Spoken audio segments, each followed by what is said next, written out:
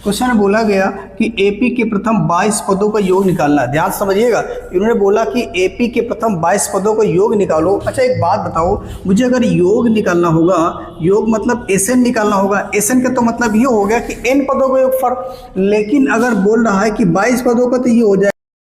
अगर हम 22 पदों को योग निकालना चाह रहे हैं तो हमें क्या क्या चाहिए, तो याद रखना मुझे ए और डी चाहिए। ध्यान से देखो, क्या इस क्वेश्चन में कहीं पर ए और डी दे रखा है, तो जवाब इस हमें डी दे रखा है, डी बताया गया। लेकिन क्या इस एपी में ए दे रखा है, और जब ए नहीं दे रखा है विद्यार्थियों तो हम योगफल निकाल नहीं सकते हैं। इसीलिए इन्होंने एक कंडीशन बताई है कि जो यहाँ पर 22वां पद है वो कितना 149 है, यहाँ से मुझे क्या निकालना होगा ए। जैसे ही ए निकल आएगा वैसे ही मेरा काम हो जाएगा, क्योंकि डी तो ऑलरेडी दे रखा है। तो ध्यान से देखिए और समझिए इसे कैसे करेंगे। सबसे पहले प्यारे विद्यार्थियों, आपको जो दे रखा है उसको लिख लीजिएगा।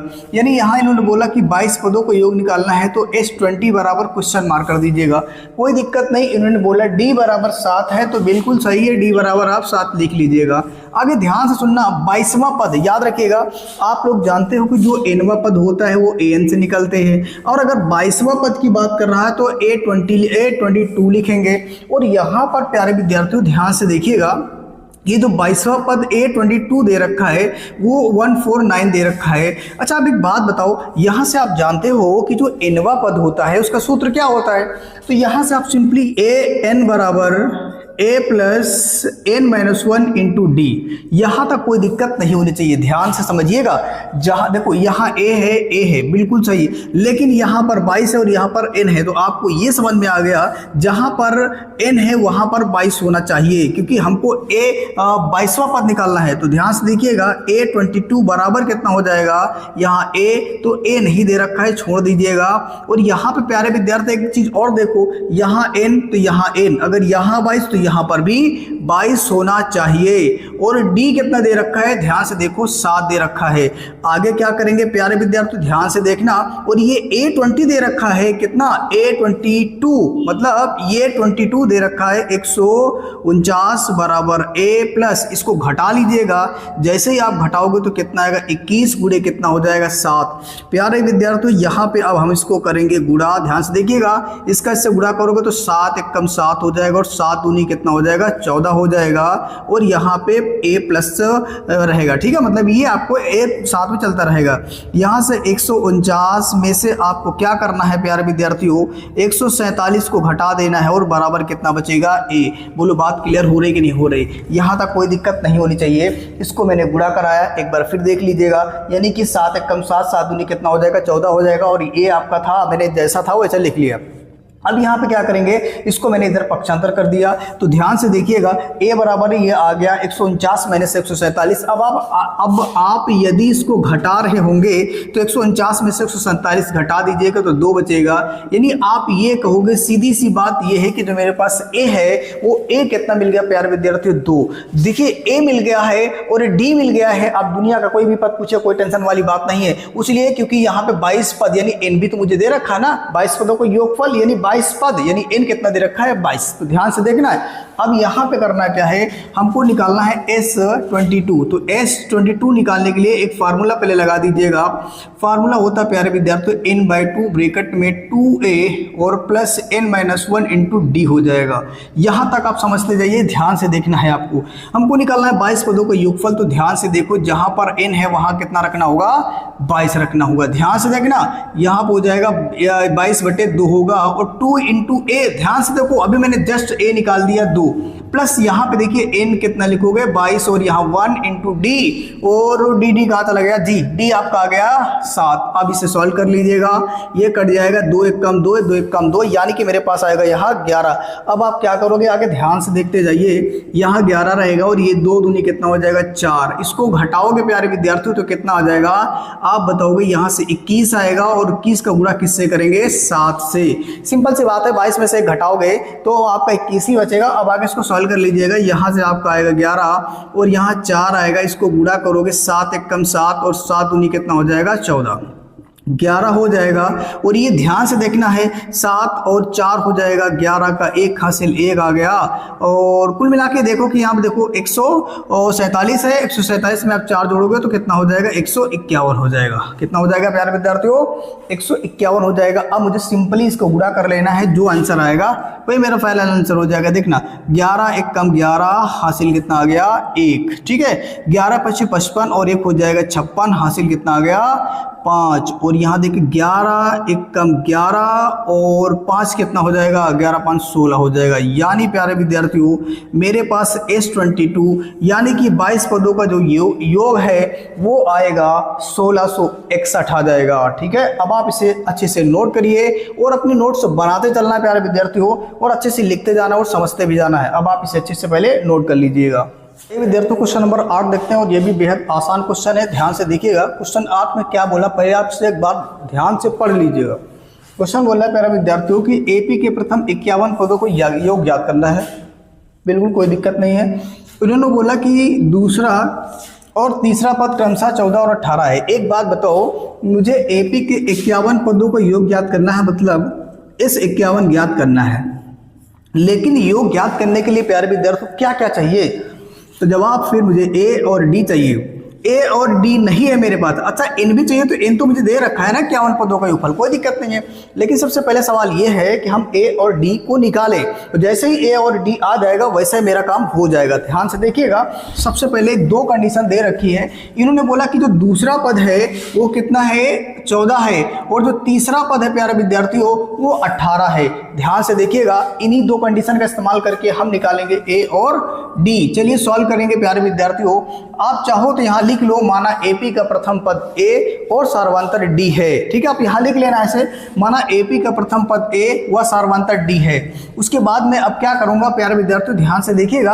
अब मैं यहाँ करने वाला हूँ दूसरा पद को बोलेंगे प्यारे विद्यार्थियों A2, और A2 बराबर 14 दे रखा है। ध्यान से देखिएगा, और हम जानते हैं कि जो A2 बराबर होता है A प्लस डी होता है।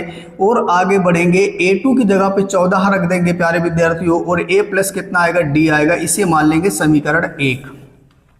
यहाँ तक कोई दिक्कत आपको नहीं होनी चाहिए। ठीक है, मैंने जो कुछ किया वो सारी बातें आपको बता दिया। और ये जानते हो आप A2 मतलब जो AP का द्वितीय पद होता है उसे A प्लस डी से लिखते हैं, और निकलते कहाँ से, एनवा पद का जो फार्मूला हो वहीं से निकाल लेते हैं। और आगे ध्यान से देखिएगा, और फिर उन्होंने बोला कि तीसरा पद है, और तीसरा बोले तो A3, और A3 बराबर 18 दे रखा है प्यारे विद्यार्थियों। तो मैं जानता हूँ कि जो यहाँ A3 होता है, और A3 बराबर होता है प्यारे विद्यार्थियों A प्लस का 2D होता है। ध्यान से देखिएगा, और यहाँ से A3 की प्लेस पे कितना रख देंगे, 18 लिखेंगे, और बराबर A प्लस 2D हो जाएगा। और ये समीकरण हो जाएगा मेरा 2। प्यारे विद्यार्थियों इन दोनों समीकरण को सॉल्व करके A और D निकालेंगे, बाद में हम आगे योगफल निकालेंगे। ध्यान से देखिएगा, समीकरण 1 और 2 देखना, समीकरण 1 में से समीकरण 2 को घटा देंगे। अच्छा घटाएंगे कब, जोड़ेंगे कब, याद रखिएगा। अब मान लो कि मैं इस A को काटना चाह रहा हूं, तो A के दोनों के चिन्ह क्या है, प्लस है, क्योंकि इसका है कुछ नहीं तो प्लस मानते हैं, यहाँ पर भी प्लस मानते हैं। और याद रखना जब सेम चिन्ह होते हैं प्यारे विद्यार्थियों तो उस कंडीशन में हम समीकरण को घटाते हैं। तो यहाँ पे जब घटाएंगे तो मेरे पास कितना बनेगा, ध्यान से देखना, 14 बराबर A प्लस डी हो जाता है। ये मेरा समीकरण 1 था। और फिर आगे यहाँ से देखना 18 बराबर हो जाएगा A प्लस 2D था, और ये समीकरण मेरा 2 है। इसे मैं घटा रहा हूँ प्यारे विद्यार्थियों, तो घटाने में सारे चिन्ह बदल जाते हैं।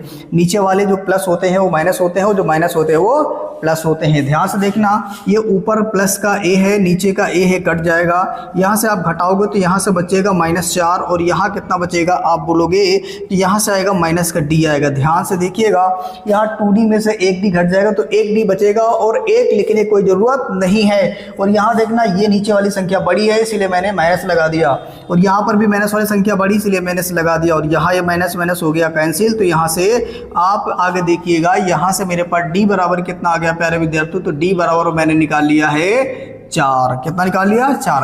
अब मुझे A चाहिए प्यारे विद्यार्थियों। A के लिए आपके पास 2 समीकरण दे रखे हैं, चाहे समीकरण 1 में रख दो, समीकरण 2 में रख दो, आपकी मर्जी, कोई दिक्कत वाली बात नहीं है।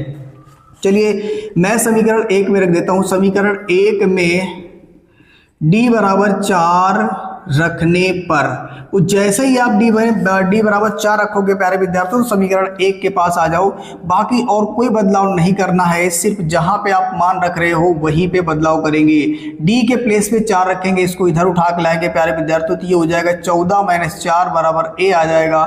इसको सॉल्व करेंगे प्यारे विद्यार्थियों, तो ए बराबर कितना आएगा, 10 आएगा। सिंपल सी बात है, 14 में से आप 4 घटा दिए हो तो कितना बचेगा, 10 बचेगा। अब प्यारे विद्यार्थियों मुझे ए पता हो गया और डी पता हो गया और यहाँ पे 51 पद भी, एन भी पता हो गया, तो अब आप योगफल निकाल सकते हो। ध्यान से देखिएगा, यहाँ पे आप सिंपल से फार्मूला लगा दीजिएगा, एस एन बराबर होता है n/2 और ब्रैकेट में 2a प्लस का n-1 इंटू डी होता है। ध्यान से देखते जाइएगा, 51 पदों का योगफल निकालना है तो s 51 करना है और यहाँ पर भी 51 करना है और बटे में 2 इंटू a, और a मैंने कितना निकाला प्यारे विद्यार्थियों, तो मैंने निकाला यहाँ से 10।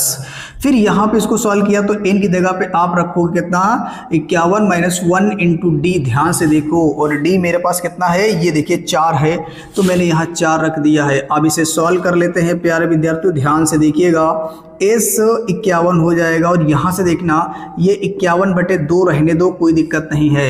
इसको आप चाहो तो ऐसे रहने दो, भी बाद में कॉमन ले लेते हैं। और इसको जब आप घटाओगे तो कितना आएगा, 50 गुणे में कितना आएगा, 4 आएगा। ध्यान से देखिएगा, अब इन दोनों में से कॉमन देखो, एक पद ये हो गया और एक पद ये हो गया, इन दोनों पद में से कॉमन क्या मिलेगा, ध्यान से देखिए और मुझे बताइएगा कॉमन क्या है। तो आप बताओगे कॉमन यहाँ से 2 मिल जाएगा, क्या मिलेगा, 2। जैसे 2 कॉमन दिया, यहाँ पे सिर्फ 10 बचेगा और ये 50 तो रहेगा प्यारे विद्यार्थी। तो सिर्फ आप 4 में से 2 कॉमन दे दो, क्योंकि 4 को आप 2 गुणे 2 ले सकते हो। जैसे आपने 2 बाहर निकाल दिया तो यहाँ कितना बचेगा, 2 बचेगा। अच्छा, ऐसा करने से फायदा ये होगा प्यारे विद्यार्थी, ये बटे वाला कट जाएगा, हमें यहाँ पे दिक्कत नहीं होगी सॉल्व करने में।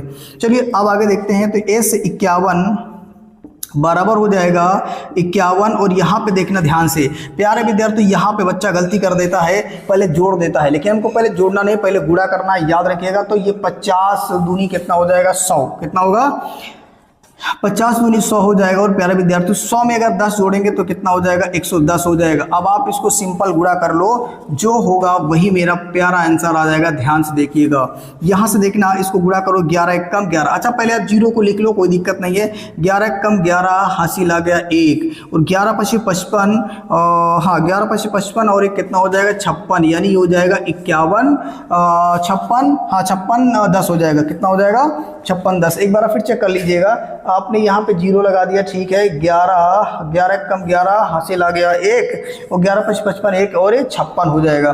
तो ये आ गया प्यारे विद्यार्थियों, यानी आप ये कह सकते हो कि 51 पदों का योगफल कितना आ गया, 56 10। अब आप प्यारे विद्यार्थियों इसे अच्छे से नोट करिए और प्रैक्टिस करिए, ताकि आपको अच्छे से आ जाए। और हाँ, ये आपको समझ में आ रहा साथियों, तो लाइक और सब्सक्राइब जरूर करें, ताकि इसके बाद के जितने सारे क्वेश्चन हो उनको अपने चैनल पे डालो तो नोटिफिकेशन आपको सबसे पहले मिले। और हाँ, इसका आप स्क्रीनशॉट ले सकते हैं।